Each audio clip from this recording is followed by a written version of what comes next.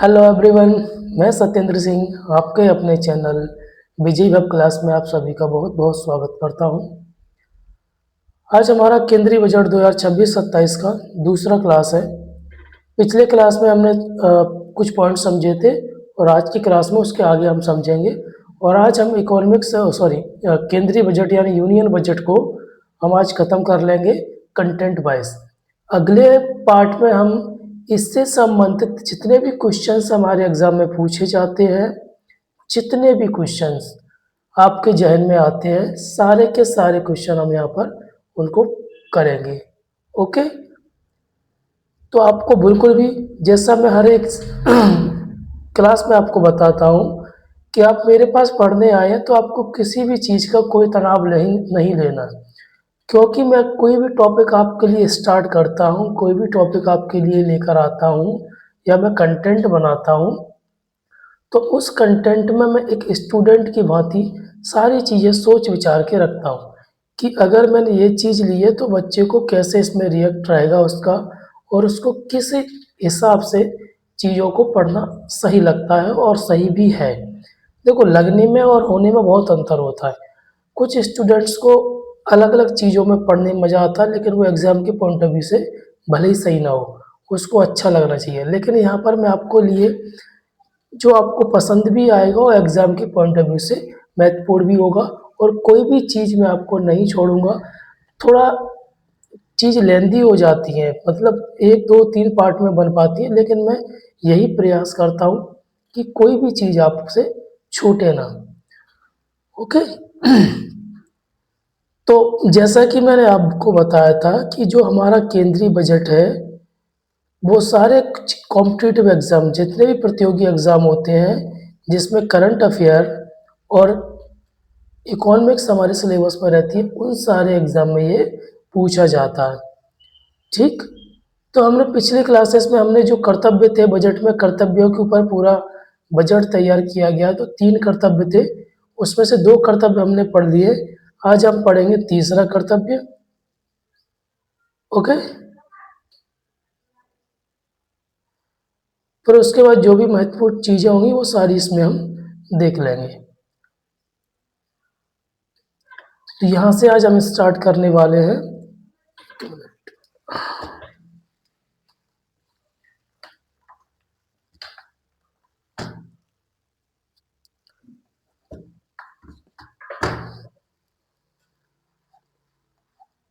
ठीक, तीसरा कर्तव्य। और तीसरा कर्तव्य क्या है? सबका साथ और सबका विकास। तो यानी इसमें हर एक वर्ग को, महिला वर्ग को, पुरुष वर्ग को, सारी चीज़ें जो भी हैं वो यहाँ पर ली गई हैं। तो सबसे पहले इसमें है तीसरे कर्तव्य में भारत विस्तार। यानी ये भारत विस्तार क्या है? कृषि में रूपांतरणकारी परिवर्तन लाने के लिए भारत विस्तार। भारत विस्तार में क्या है? भारत से तो भारत हो गया, विस्तार का पूरा क्या नाम है? Virtually integrated system to access agriculture resources, ठीक है, नामक साधन प्रारंभ किया है। तो इस लाइन से आपका क्वेश्चन कैसे बनेगा? तो इस लाइन से आपका क्वेश्चन बनेगा, 4 ऑप्शन आपको दिए जाएंगे, उनमें से ये भी दिया जाएगा और पूछा जाएगा कि निम्नलिखित में से किसके बारे में बजट 2026-27 में कहा गया है या उसका वर्णन है। तो आपको ये बता देना है भारत विस्तार। और ये जो कौन से वर्ग के लिए हो गया? किसान वर्ग के लिए हो गया, ठीक है, एग्रीकल्चर में है। यह बहुआयामी कृत्रिम बुद्धिमत्ता आधारित मंच होगा जो एग्रीस्टैक आईसीएआर के आंकड़ों का एकीकरण कर किसानों को उनकी आवश्यकताओं के अनुरूप व्यक्तिगत परामर्श उपलब्ध कराएगा। यानी ये कुछ टेक्नोलॉजी यानी कुछ माध्यम हैं, ऐप वगैरह जो भी चीज़ें होंगी, उनके माध्यम से किसानों की क्या आवश्यकता है उसके हिसाब से व्यक्तिगत रूप से, मतलब होता है इंडिविजुअली, कोई भी किसान आकर परामर्श ले सकता है। फिर है एसएचई मार्ट्स। तो ये क्या है? लखपति दीदी पहल की सफलता को आगे बढ़ाते हुए क्लस्टर संघों के भीतर समुदाय स्वामित्व वाले खुदरा केंद्र। अब यहाँ पर खुदरा केंद्र यानी यहाँ पे क्या लिखा है? एसएचई का मतलब है सेल्फ हेल्प एंटरप्रेन्योर मार्ट्स, ठीक है, स्थापित किए जाएंगे। अगला है मानसिक स्वास्थ्य अवसंरचना। अपनी प्रतिबद्धता को दोहराते हुए सरकार ने HANS2 की स्थापना की घोषणा की है तथा रांची और तेजपुर स्थित संस्थानों को क्षेत्रीय शीर्ष संस्थान के रूप में उन्नत करने का प्रस्ताव रखा है। अब मैं आपको पिछले वीडियो के बारे में थोड़ा बताऊंगा। वो पिछले वीडियो में क्या हुआ था, जो हमारी स्लाइड थी इतनी बड़ी, उसमें तो इसमें इतनी एरिया में क्या आ गया था, हमारा कैमरा, उसमें सेटिंग थोड़ी मैंने ध्यान नहीं दे पाई थी। उसके लिए मैं आप लोगों से माफ़ी चाहता हूँ। आप लोगों ने टाइम दिया लेकिन उसमें आपको सही से चीज़ें नहीं मिली देखने को, तो आप बिल्कुल परेशान मत होइए। मैं क्या करूँगा, जो चीज़ मैंने आपको पिछले वीडियो में पढ़ाई थी उस वीडियो की पूरी PDF मैं आपको उपलब्ध करा दूंगा अपने टेलीग्राम चैनल पर, और टेलीग्राम चैनल की लिंक मैं आपको डिस्क्रिप्शन में दे दूंगा, इसी वीडियो के डिस्क्रिप्शन में दे दूंगा। तो आप वहाँ से जाकर सारी की सारी PDF, इकोनॉमिक सर्वे की PDF भी डाल दूंगा उसमें, और बजट अभी तक जो मैंने पढ़ाया पूरी बजट की PDF भी डाल दूंगा। तो आपका जो भी समय बर्बाद हुआ, यानी पिछले वीडियो आपने देखा उसमें आपको पीछे का जो लिखा हुआ था कंटेंट वो आपको नहीं दिख रहा था, तो आप PDF प्रिंट कराएंगे, ठीक है, और आप PDF से लिख लेंगे और साथ साथ आप इस वीडियो से देखते हुए चलेंगे ताकि आपके पूरा कंप्लीट हो जाएगा, ठीक है।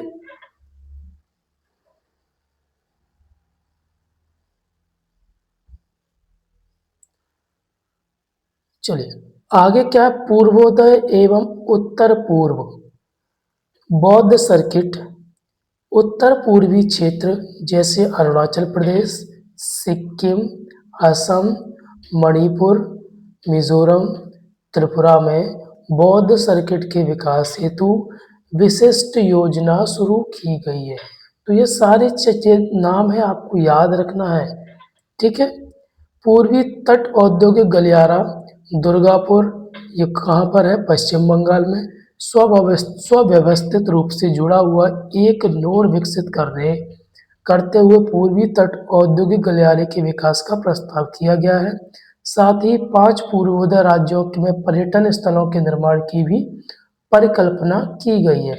वही अब दिव्यांग जन सहायता की अगर हम बात करें तो दिव्यांग जन सहारा योजना जैसी योजनाएं कल्याण पर आधारित प्रयासों के तहत,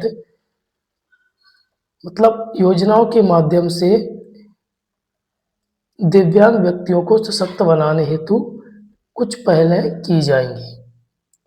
तो ये था हमारा थोड़ा विस्तार में। अब यहाँ पर जो दिया गया है थोड़ा शॉर्ट में, यानी वन लाइनर दिया गया, तो ये आपके लिए बहुत ज़्यादा महत्वपूर्ण होने वाला है, आप इसको स्किप नहीं कर सकते। तो केंद्रीय बजट 2026-27 के अंतर्गत कर सुधारों, टैक्स से संबंधित कर सुधारों की प्रमुख हाइलाइट्स क्या क्या है, यानी किस क्षेत्र में टैक्स को बढ़ाया गया है, किस क्षेत्र में टैक्स को कम किया गया, इससे संबंधित ये पूरा हमारा कंटेंट है। नया आयकर अधिनियम 2025, सरकार ने वर्तमान आयकर अधिनियम 1961 को समाप्त कर एक नए सरलीकृत आयकर अधिनियम 2025 को प्रस्तावित किया गया है। ये 1 अप्रैल 2026 से प्रभावी होगा। ये आपके लिए एक बहुत इम्पोर्टेंट क्वेश्चन है, आपको ये याद रखना है, ठीक। कर दरें, टैक्स रेट्स क्या है। वित्त वर्ष 2026-27 के लिए कर स्लैब में कोई परिवर्तन नहीं किया गया है। कर संरचना में स्थिरता को बरकरार रखा गया है। आपसे अगर क्वेश्चन पूछा जाएगा कि क्या टैक्स रेटों में परिवर्तन किया गया है, तो आपको बताना है नहीं, इसको क्या रखा गया है, स्थिर रखा गया है, कोई परिवर्तन नहीं किया गया है, ठीक। आगे है TCS तर्क संगतिकरण। TCS का मतलब है टैक्स कलेक्टेड एट सोर्स की दरों में पुनर्संरचना करते हुए विदेशी यात्रा पैकेजों LRS के अंतर्गत शिक्षा और चिकित्सा उद्देश्यों के लिए की जाने वाली विदेश प्रेषण पर किसी भी सीमा के बिना एक समान 2% TCS लगाया जाएगा। टैक्स कलेक्टेड एट सोर्स कितना लगाया जाएगा? अब एक समान सब पे कितना लगाया जाएगा? 2% लगाया जाएगा। तो ये आपको याद रखना है। TDS युक्तिकरण अस्पष्टता को दूर करने के लिए जनशक्ति सेवाओं की आपूर्ति पर स्रोत पर कर कटौती यानी TDS को हिंदू अविभाजित परिवारों के लिए 1 तथा अन्य के लिए 2% निर्धारित किया गया है। ठीक है।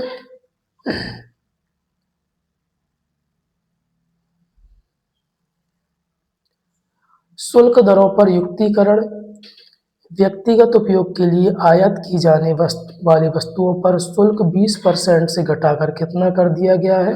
10%।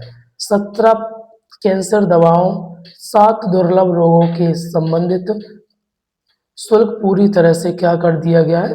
माफ कर दिया गया। 17 कैंसर दवाएं कौन सी हैं ये आप देख लेना, और कौन से वो 7 दुर्लभ रोग हैं। सिक्योरिटीज लेन देन कर यानी STT कुछ सेगमेंट में 0.1% से 0.15% तक मामूली वृद्धि की गई है ताकि शेयर बाजार में अत्यधिक सट्टेबाजी को रोका जा सके। ठीक है। न्यूनतम वैकल्पिक कर यानी मैट केंद्रीय बजट सभी गैर निवासियों को जो अनुमानित आधार पर कर का भुगतान करते हैं उसमें छूट देने का क्या किया गया है? प्रस्ताव किया गया है। ठीक है, चलिए आगे।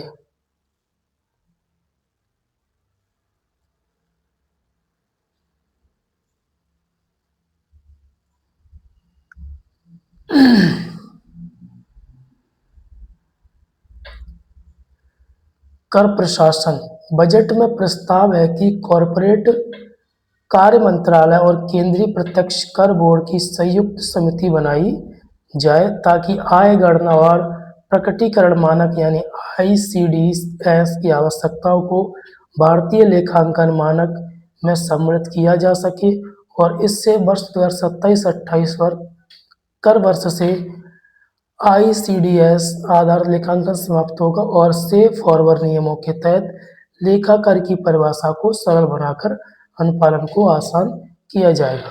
ये आपके एग्जाम के लिए बिल्कुल भी महत्वपूर्ण नहीं है। ठीक है। अभियोजन की सुरक्षा 20 लाख रुपए से कम मूल्य की विदेशी संपत्ति का खुलासा न करने पर अभियोजन की सुरक्षा दी जाएगी। ओके। शेयर बायबैक पर कम कर में बदलाव। अब शेयर बायबैक पर कर लाभांश के बजाय शेयरधारक के हाथ में पूंजीगत लाभ के रूप में लगाया जाएगा, जिससे कर का भार कंपनी से प्राप्तकर्ता पर हस्तांतरित किया जाएगा।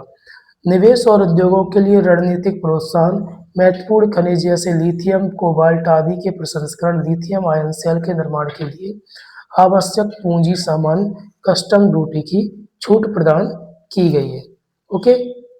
और ये आपको अगर कुछ बच्चों को इसमें समझ में नहीं आता है तो आप तनाव नहीं लीजिए। जब मैं आपको MCQ कराऊंगा तो आपको सारी की सारी चीज़ें वहाँ पर कवर हो जाएंगी। ये आप पढ़ लीजिए, इतना इम्पोर्टेंट नहीं है। थोड़ा मैं यहाँ पे रोक के रखता हूँ, आप इसका स्क्रीनशॉट ले लेना, फिर इसको आप पढ़ लेना। ठीक है, चलिए। ये थोड़ा बेसिक है, इसको आप समझ लीजिए। केंद्रीय बजट एक वित्त वर्ष में सरकार की अनुमानित प्राप्तियों और व्यय का विवरण क्या कहलाता है? बजट कहलाता है। यानी एक वित्त वर्ष, भारत का एक वित्त वर्ष कब से कब तक होता है? तो 1 अप्रैल से लेकर 31 मार्च तक। ठीक है, ओके। तो इस पूरे समय के बीच में सरकार की जो भी प्राप्तियां यानी गवर्नमेंट जो भी सरकार जितना भी पैसा कमाती है, ठीक है ना, कई तरीके होते हैं टैक्स के द्वारा। ठीक है। और व्यय का विवरण जो सरकार खर्च करती है जैसे पेंशन पर, सैलरी पर। ओके। तो ये पूरा विवरण क्या कहलाता है हमारा? जिस पूरे विवरण क्या कहलाता है? बजट कहलाता है। ओके। अनुच्छेद 112 अगर आपसे क्वेश्चन पूछा जाए क्या संविधान में बजट शब्द का संविधान में बजट शब्द का उल्लेख है, तो आपको बताना है संविधान में बजट शब्द का उल्लेख नहीं है। ठीक है, ये आपको याद रखना है। आपसे अगर क्वेश्चन में पूछा जाता है क्या संविधान में बजट शब्द का उल्लेख किया गया है, तो आपको क्या बताना है कि नहीं किया गया है। ठीक है,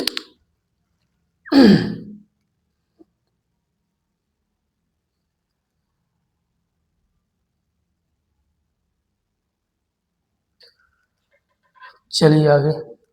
अब यहाँ पर दिया गया अनुच्छेद 112 और ये कौन से भाग में है, भाग 5 में। ओके, भारत का राष्ट्रपति प्रत्येक वित्तीय वर्ष के लिए संसद के समक्ष वार्षिक वित्तीय विवरण क्या करता है, प्रस्तुत करता है। ओके, भारत के संविधान में कहीं भी बजट शब्द का उल्लेख नहीं है। बजट तैयार करने के लिए जो नोडल निकाय है वो क्या है, आर्थिक मामलों का विभाग, वित्त मंत्रालय, नीति आयोग और संबंधित मंत्रालयों के परामर्श से। यानी ये तैयार करता है और किस किस का परामर्श होता है यहाँ पर दिया गया है। चलिए आगे।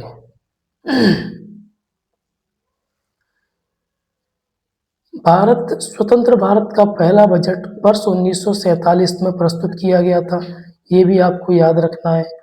ओके, यहाँ पर बजट के प्रमुख घटक, मतलब बजट में क्या क्या चीजें शामिल की जाती हैं। राजस्व, पूंजी प्राप्तियों का अनुमान। ये राजस्व क्या होता है, पूंजी प्राप्तियां क्या होती हैं। देखो, राजस्व का मतलब होता है सरकार के पास जो भी टैक्स, गैर टैक्स से जो भी पैसा आता है उसको क्या बोलते हैं, राजस्व बोलते हैं। जो भी सरकार पूंजी, यानी सरकार ने पहले खर्चा किया, उससे जो भी इनकम हो रही है उससे क्या बोलते हैं, वो पूंजीगत प्राप्तियां। जैसे कि हॉस्पिटल बनाए, रोड बनाए, रोड से टोल टैक्स आता है उससे, ये सारी चीजें क्या कहलाती है, पूंजीगत प्राप्तियां। राजस्व बढ़ाने के तरीके और साधन, व्यय अनुमान, समाप्त हो रहे वित्तीय वर्ष और वास्तविक प्राप्तियां, व्यय। ठीक है, आने वाले वित्तीय वर्ष की आर्थिक और वित्तीय नीति।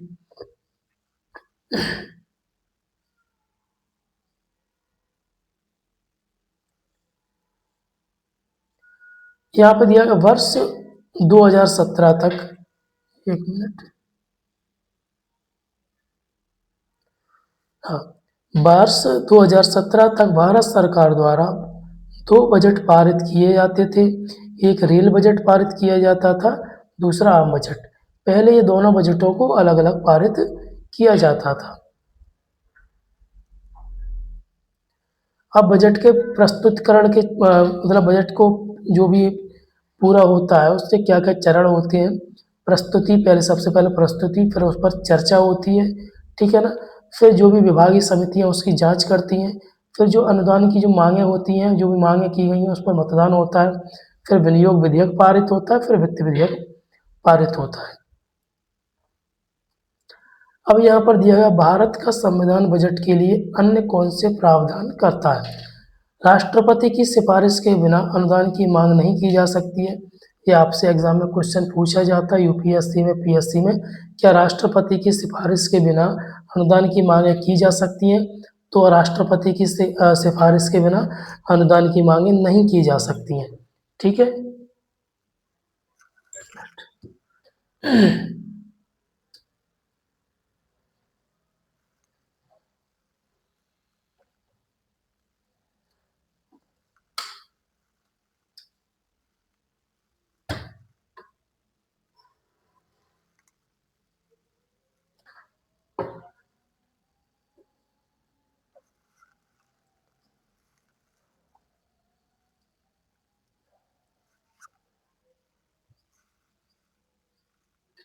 ठीक है।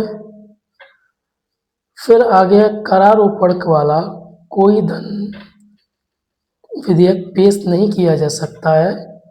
कानून द्वारा किए गए विनियोग के अलावा भारत की संचित निधि से कोई धन नहीं निकाला जा सकता है। अब संसद की क्या भूमिका होती है, धन या वित्त विधेयक कराधान को शामिल करते हुए केवल लोकसभा में प्रस्तुत किया जा सकता है।